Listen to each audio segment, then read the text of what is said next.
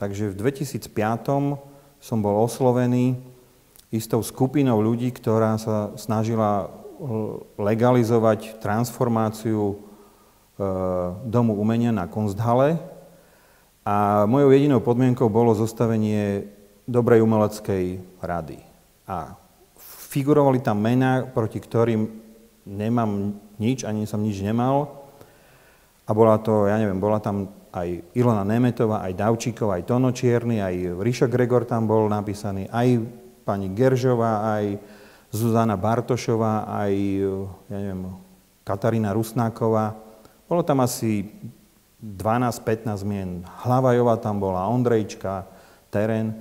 To znamená, že ja som prijal tú ponuku, ale zrazu, keď sa blížilo to konkurzné riešenie a na posledný deň som dal ten projekt a sa otvorili obálky, zrazu sa niečo dialo na ministerstve kultúry a dvaja ľudia z tej umeleckej rady boli vymenení a vlastne, keďže boli signály, že tí ľudia boli vymenení a následne dostali tí dvaja noví, dostali menovacie dekrety do konkurznej komisie.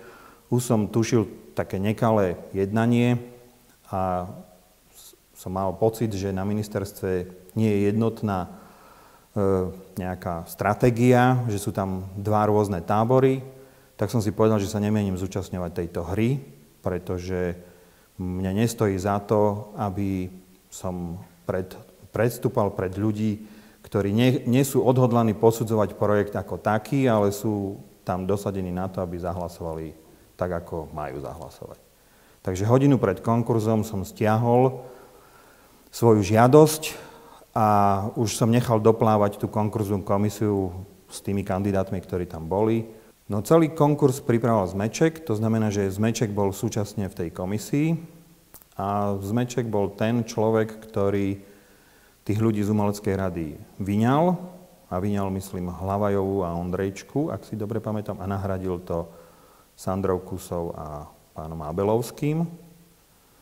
No ale keďže sa to stalo až po otvorení obálok, tak som to bral ako neseriózne. Akokoľvek, ako mohli by byť profesionálne rozhodovaní, ale toto sa mi zdalo, že už zavaňalo to niečím, čo je mne proti srsti.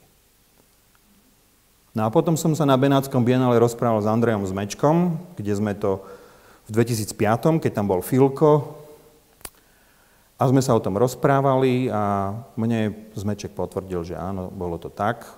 A tým pádom ja som to uzavrel a som si povedal, že dobre som odhadol situáciu a som sa zachoval profesionálne. Hej. Proste ja nemôžem bojovať s veľkými lobistickými mocnými ľuďmi, ktorí majú kompetencie. Ja som sa zachoval čisto a tým som to považoval za vybavené.